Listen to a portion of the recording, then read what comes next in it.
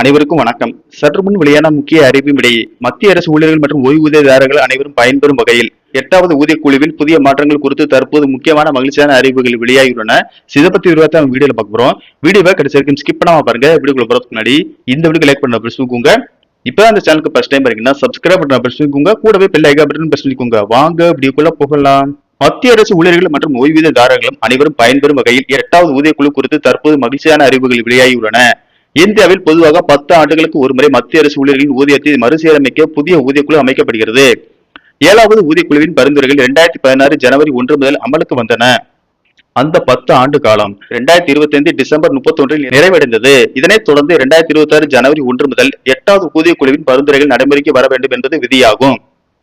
சமீபத்திய தகவலின்படி மத்திய அமைச்சரவை 8வது ஊதியக்குழுவிற்கான டேர்ம்ஸ் ஆஃப் ரெஃபரன்ஸ் எனப்படும் வழிகாட்டுதலுக்கு ஒப்புதல் அளித்துள்ளது.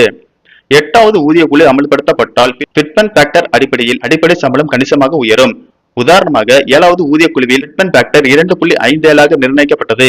6வது ஊதியக்குழுவில் ஒருவரின் குறைந்தபட்ச அடிப்படை ஊதியம் ரூபாய் 7,000 இருந்தது என்று வைத்துக் கொள்வோம்.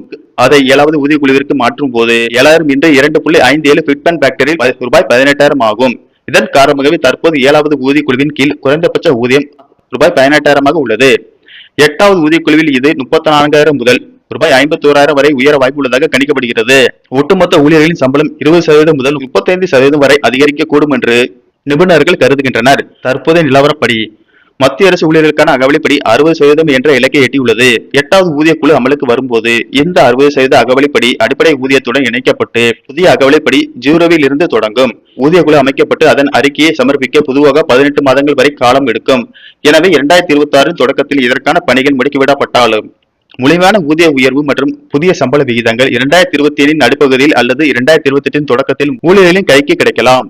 ஆனால் கணக்கீடுகள் அனைத்தும் 2026 ஜனவரி 1 முதலே கணக்கிடப்படும் என்பது குறிப்பிடத்தக்கது. நன்றி.